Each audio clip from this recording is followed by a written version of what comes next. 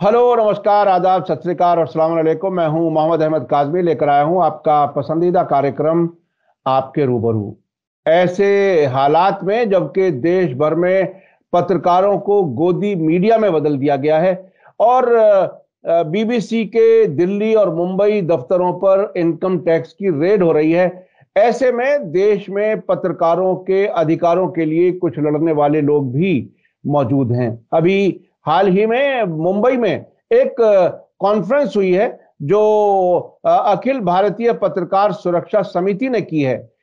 वो बहुत ही दिलचस्प है। उसमें पत्रकारों पर की गई गैर कानूनी कार्रवाइयों के खिलाफ आवाज उठाई गई है। साथ साथ एक कानून की मांग की गई है कि ऐसा कानून बनाया जाए जिसमें पत्रकारों की सुरक्षा सुनिश्चित हो सके।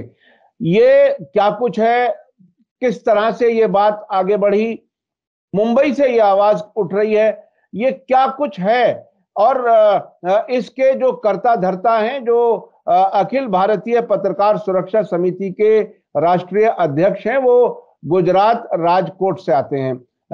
मेरे साथ आज जो खास मेहमान बात कर रहे हैं वो जिग्नेश कालावाड़िया हैं, जो राष्ट्रीय अध्यक्ष हैं अखिल भारतीय पत्रकार सुरक्षा समिति के। जिग्नेश जी, वेलकम है आपका। मीडिया स्टार वर्ल्ड को आपने समय दिया। आप ये बताइए कि ऐसे वक्त में जबकि आप ही के गुजरात से दो लोग चले जो नई दिल्ली में आकर के हुकूमत कर रहे हैं, ताज पर बैठे हैं, मोदी जी और अमित शाह जी, उन्होंने एक तरह से बहुत लोगों का कहना यह है कि बहुत लोगों का जीना दूभर कर दिया है और पत्रकारों का हाल तो आपके हमारे सबके सामने है। सोशल मीडिया पर हम जरूर ऐसी बात करना चाहते हैं जिससे लोगों को और खुल करके बहुत नजदीक से ये समझने में आसानी हो कि आखिर पत्रकार किन हालात से गुजर रहे हैं। आपने मुंबई में अभी एक कॉन्फ्रेंस किया, अधिवेशन किया है, क्या कुछ था एजेंडा, क्या कुछ आपने उसमें कहा, और आपके जो मेहमान थे, जो पत्रकार थे, बहुत बड़ी तादाद में पत्रकार आपके अधिवेशन में आए थे, क्या कुछ हुआ, जरा इसके बारे में बताइए। धन्यवाद काजमी साहब। आपने जो आज विषय पसंद किया है वो हमारे देश के लिए जो मौजूदा दौर है उसमें काफी सभी की निगाहें उस पर टिकी हुई है।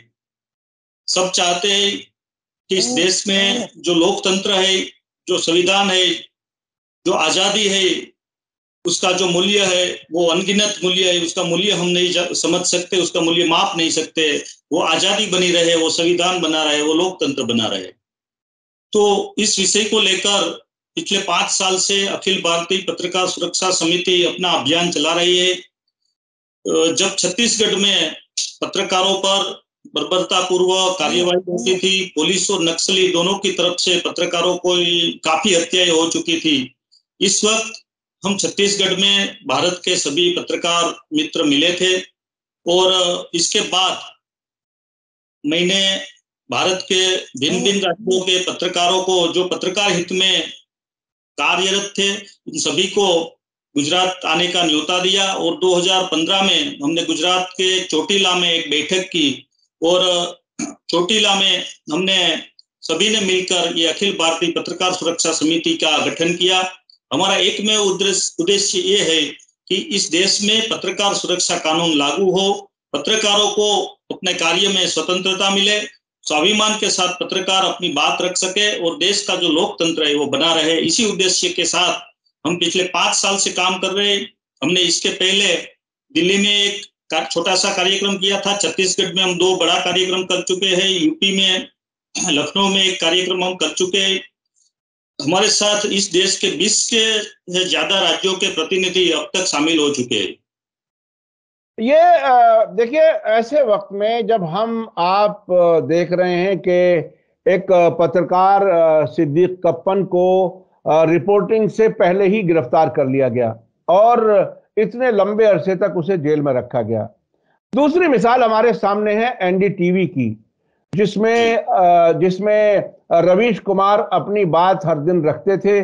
उनको खामोश करने के लिए पूरा टेलीविजन चैनल खरीद लिया गया अडानी के जरिए। वही अडानी जिसके अब शेयर्स बिल्कुल जमीन पे गिर गए हैं, पूरा जो कागजी महल था वो ध्वस्त हो गया है, उसने एनडीटीवी को खरीद लिया। ये तो एक मोटी मोटी सामने की मिसालें हैं। ऐसे वक्त में आप पत्रकारों के अधिकारों की बात कर रहे हैं, आपको क्या लगता है कि क्या इसमें कामयाबी मिलेगी? क्या सरकार आपकी बात सुनेगी? क्या क्या कुछ है आपका अंदाजा?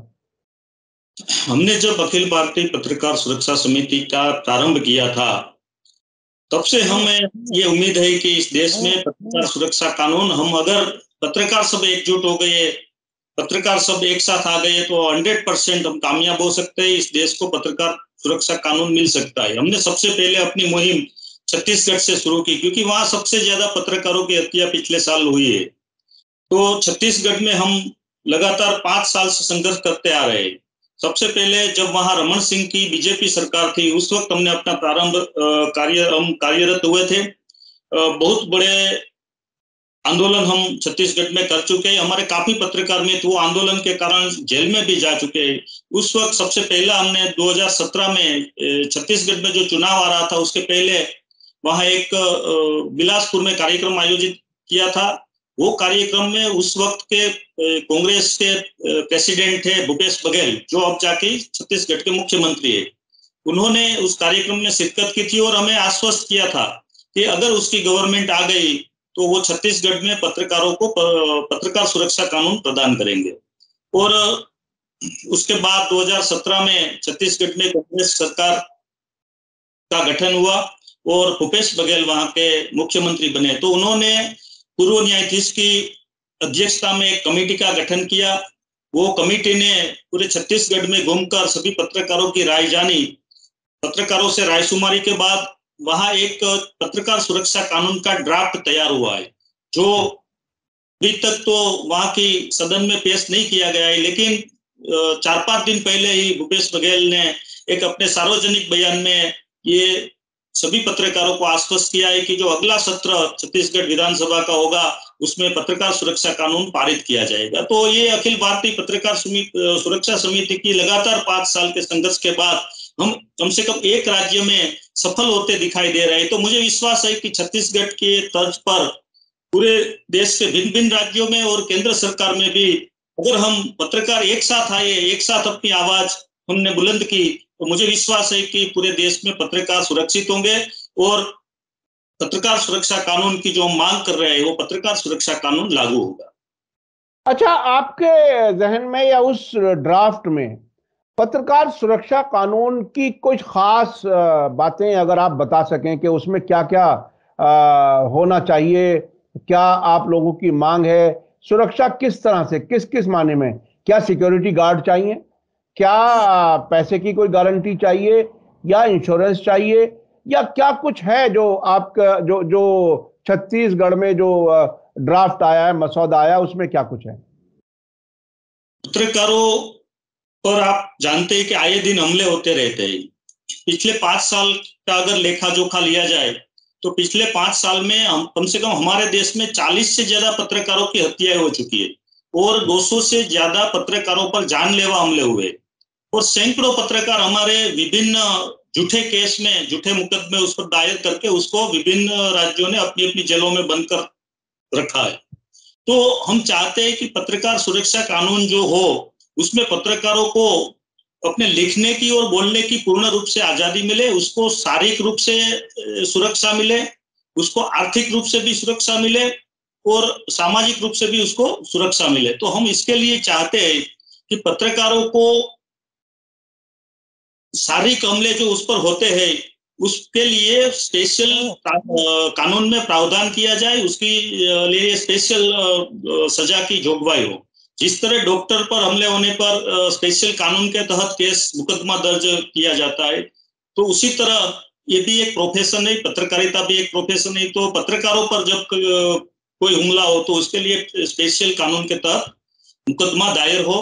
पत्रकारों को आप जानते हैं कि पत्रकारों की आजकल कोई आर्थिक सुरक्षा भी नहीं है।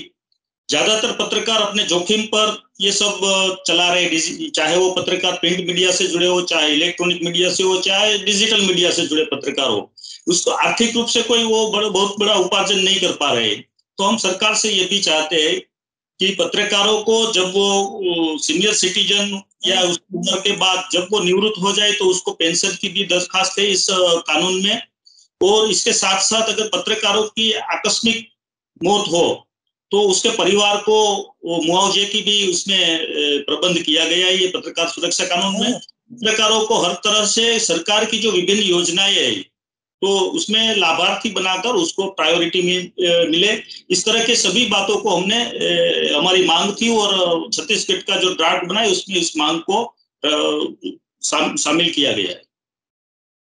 अच्छा, एक बात, लाभार्थी वाली बात जो आपने कही, आजकल हालांकि लाभार्थी के मीनिंग बड़े बदल गए। लाभार्थी का मतलब सरकार से फायदा उठाओ और जो पार्टी सरकार में हो उसके अंधभक्त बन जाओ, तकरीबन उस लाइन पर बात होती है। आप पत्रकारों को सरकार से अगर मदद की बात कहेंगे तो क्या उनकी आजादी पर दूसरी तरह से कोई रुकावट नहीं होगी?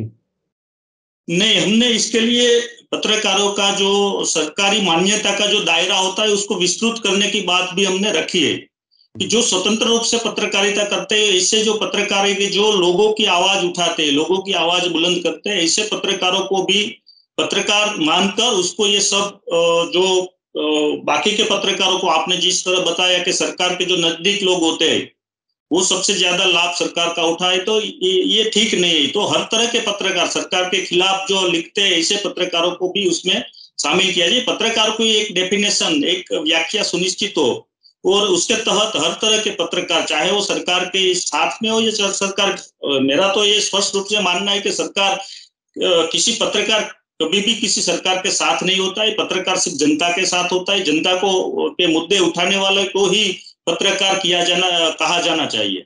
जो सरकार के साथ होते हैं और चापलूस होते हैं, आपने शुरुआती दौर में कहा था कि ये जो गोदी मीडिया है, हम सब जान चुके हैं कि ये सब प्रोपेगेंडा चलाते हैं, न्यूज नहीं चलाते, ये सब प्रोपेगेंडे चलाते। तो ये प्रोपेगेंडा चलाने वाले जो कॉर्पोरेट मीडिया के कर्मचारी वो तो अपना सब लाभ ले रहे हैं, गवर्नमेंट का लाभ भी ले रहे हैं और सरकार की अच्छी अच्छी बातें करने का भी लाभ ले रहे हैं। तो हम बाकी के जो लोग हैं, जो पीड़ित है, जो शोषित है, फिर भी वो आवाज उठाते हैं, तो ऐसे पत्रकारों के लिए हम आवाज बनना चाहते हैं। उसकी मांग हम सरकार के सामने रख रहे हैं और हम ये भी चाहते हैं कि जनता भी इस हमारी मूवमेंट में, हमारी मुहिम में शामिल हो, क्योंकि ये जो लड़ाई है ना भैया साहब जी, वो मेरे हिसाब से सिर्फ पत्रकारों की लड़ाई नहीं है, ये जनता की भी लड़ाई है, 142 करोड़ लोगों की लड़ाई है। क्योंकि पत्रकारिता बचेगी तो भी जाकर लोकतंत्र बचेगा और लोकतंत्र बचेगा तभी इस देश के जो नागरिक है वो स्वतंत्र रूप से अपना जीवन निर्वाह कर पाएंगे। तो ये लड़ाई है जो पत्रकार सुरक्षा कानून की, वो पत्रकारों को स्वतंत्र बनाने की लड़ाई है, स्वतंत्र बनाए रखने की लड़ाई और स्वाभिमान से उसको कार्य करने की आजादी मिले, अपने विचार व्यक्त करने की आजादी मिले, इसकी लड़ाई है। इसके लिए हम पत्रकारों की सुरक्षा चाहते हैं और इसमें स्पष्ट रूप से शारीरिक हमले और जानलेवा हमले जो पत्रकार पर होते हैं उस पर हम स्पेशल प्रावधान चाहते हैं। हमारी सबसे बड़ी मांग ये है। अच्छा, क्या छत्तीसगढ़ के अलावा कुछ दूसरे राज्यों की सरकारों से भी आपने कोई कभी बराह रास्त डायरेक्ट कभी बातचीत की? आप गुजरात से हैं, क्या गुजरात में बीजेपी की सरकार एक लंबे अरसे से है, 25 साल से ज्यादा हो गए, क्या कभी गुजरात सरकार की तरफ से आपको कोई पॉजिटिव जवाब मिला? क्या महाराष्ट्र की तरफ से या दूसरे राज्यों की तरफ से भी अभी तक सरकार की तरफ से छत्तीसगढ़ के अलावा आपको कहीं कोई कामयाबी मिलने के कहीं इशारे मिल रहे हैं क्या? गुजरात के जब मुख्यमंत्री, तत्कालीन मुख्यमंत्री विजय भाई रूपानी थे, तब हमारे प्रतिनिधिमंडल ने उनसे रूबरू 1-to-1 भेंट की थी और हमारे जो मुद्दे थे और पत्रकार सुरक्षा कानून का जो हमारी मांग थी उसको हमने लिखित स्वरूप में उसको आवेदन के रूप में दिया था और बात भी की थी, मौखिक रूप से भी उनसे काफी समय तक आधा घंटे से ज्यादा हमारी बातचीत चली थी।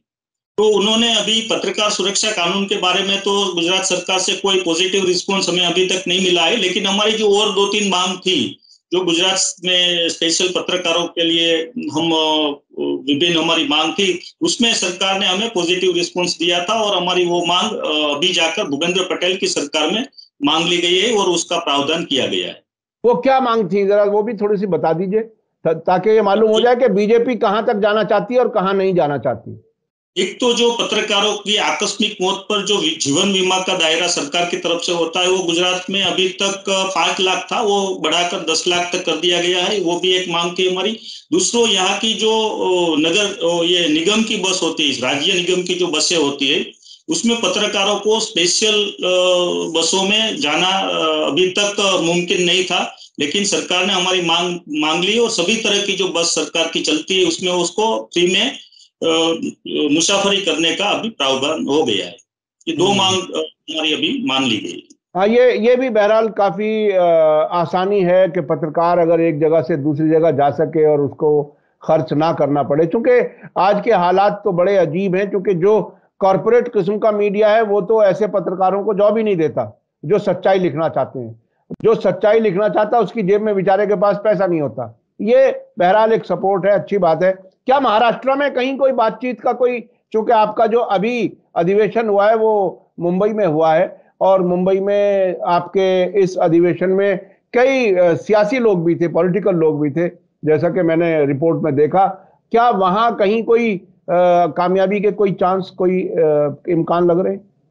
वहाँ हमारा जो मुंबई अधिवेशन हुआ उसमें महाराष्ट्र के काफी पत्रकारों ने शिरकत की थी। इसमें सियासी लोग भी आए थे, सभी पार्टी के लोग थे।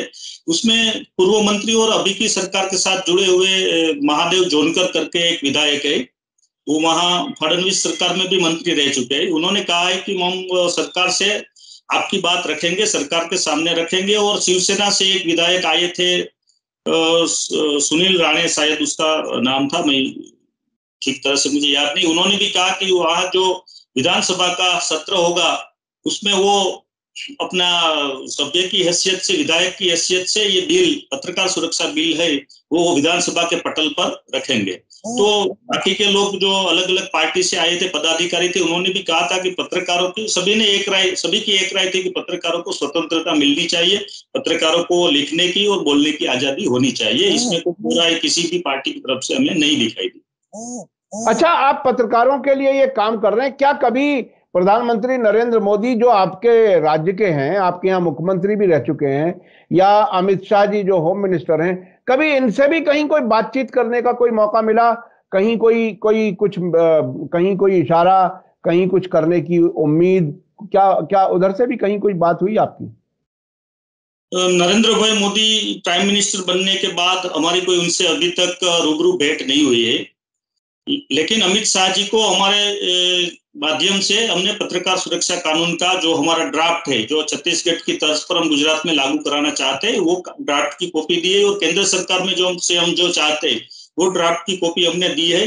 लेकिन केंद्र सरकार की ओर से अभी तक हमें कोई पॉजिटिव रिस्पॉन्स नहीं मिला है। हमने काफी बार राजनाथ सिंह से भी रूबरू मिलकर हमारी समिति की ओर से हमने ये ड्राफ्ट सौंपा है। काफी केंद्रीय मंत्रियों से, काफी संसद के सदस्यों से भी हमने इस बारे में बातचीत की है, रूबरू भेंट की है। लेकिन अभी तक जो रिस्पॉन्स मिलना चाहिए, जो कुछ सरकार की तरफ से जो कार्यवाही होनी चाहिए, उसके कोई अभी आसार हमें नहीं दिखाई दे रहे हैं। अच्छा, अब मैं आता हूं, आज की जो जो ताजा खबर है वो ये कि बीबीसी पर जो इनकम टैक्स रेड हुआ, जिसे अब सर्वे कहा जाने लगा है गोदी मीडिया के जरिए। सर्वे आमतौर पर स्वेच्छा से होता है, वॉलंटरीली होता है। ये कैसा सर्वे है जिसमें 24 घंटे दफ्तर में बहरहाल ये हो रहा है? तो आपकी इन तमाम कोशिशों के दौर में ही जब बीच में अचानक आपको यह खबर मिली कि बीबीसी पर रेड हो रहा है, इसलिए कि कुछ हफ्ते पहले एक डॉक्यूमेंट्री गुजरात 2002 दंगों के बारे में आई थी, जिसमें प्रधानमंत्री नरेंद्र मोदी पर पूरा आरोप लगाया गया था। ऐसे वक्त में आपको अपने इस संघर्ष के साथ क्या आपको हिम्मत मिली या आपको झटका लगा? क्या आप कैसा महसूस कर रहे हैं? हम जब मुंबई अधिवेशन से वापस गुजरात लौट रहे थे तो रास्ते में हमें ये खबर मिली कि बीबीसी के विविध दफ्तर है जो देश के भिन्न भिन्न स्थल पर है, वहां पे आईटी ने रेड कर दी। तो हमने, हमारा सबसे पहला रिएक्शन हमने लिखित रूप में भी दिया है सोशल मीडिया के माध्यम से कि ये जो बीबीसी पर रेड हुई वो दुर्भाग्यपूर्ण है। पत्रकार संस्थान पर इस तरह की रेड, ये पत्रकारों को भी स्पष्ट चेतावनी के रूप में है कि अगर आप सरकार के खिलाफ कुछ लिखेंगे तो सरकार आपको बर्दाश्त नहीं करेगी। ये स्पष्ट रूप से संदेश केंद्र सरकार देना चाहती है किसी न किसी तरीके से। तो ये हमारे पत्रकार जगत के लिए दुर्भाग्यपूर्ण है।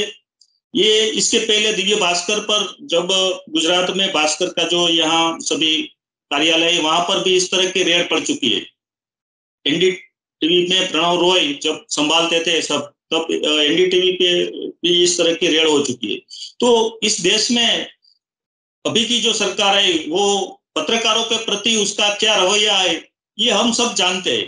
कि अगर कोई पत्रकार या पत्रकार संस्थान सच लिखने की या जो लोगों के जहन में कहीं न कहीं छुपा है वो बात करने का प्रयास करते हैं, तो उसको किसी न किसी तरह से उसको इस तरह की कार्यवाही का सामना करना पड़ रहा है। ये स्पष्ट रूप से काफी पिछले सालों से हम देख रहे हैं, लगातार देख रहे हैं कि ये स्पष्ट रूप से सरकार पत्रकारों और पत्रकार संस्थानों को संदेश देना चाहती है कि आप हमारे साथ रहिए, अगर हमारे खिलाफ रहेंगे, हमारे खिलाफ लिखेंगे, तो आपको कार्यवाही का ईडी, सीबीआई, ये सब जो केंद्र सरकार की जांच एजेंसियां है उसका सामना करना पड़ेगा।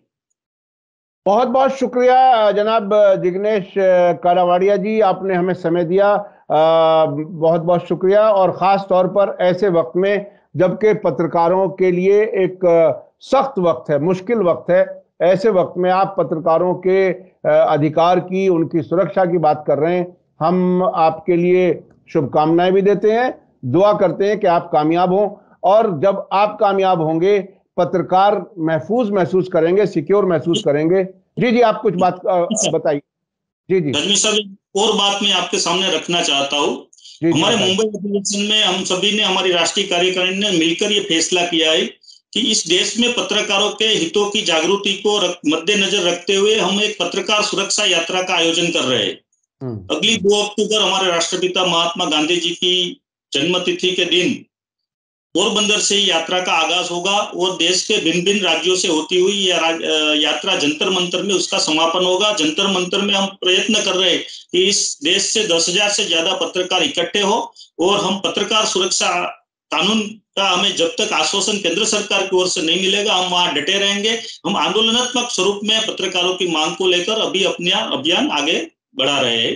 तो ये बात मैं आपके सामने रखना चाहता हूँ। जी जी जी, ये बहुत ही अहम बात है। देखिए, अब तक इस सरकार में किसानों का आंदोलन हुआ, नौजवानों का आंदोलन हुआ जिन्होंने फौज में 4 साल की भर्ती के लिए अपना गुस्सा जताया।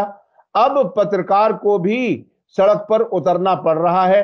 ये एक बहुत ही खतरनाक इशारा है एक स्वतंत्र और प्रजातंत्र मुल्क के लिए, डेमोक्रेसी के लिए। ये एक बहुत बड़ी एक तरह से उसके वजूद के लिए खतरे का इशारा है। हमें उम्मीद है कि सरकार उससे पहले कुछ मसलों को हल कर देगी। जो आपकी पत्रकार सुरक्षा की जो मांग है वो उसको कंसिडर करेगी सरकार। इस उम्मीद के साथ हम आपसे विदा लेते हैं। बहुत बहुत शुक्रिया, आपने हमें समय दिया, उसके लिए शुक्रिया।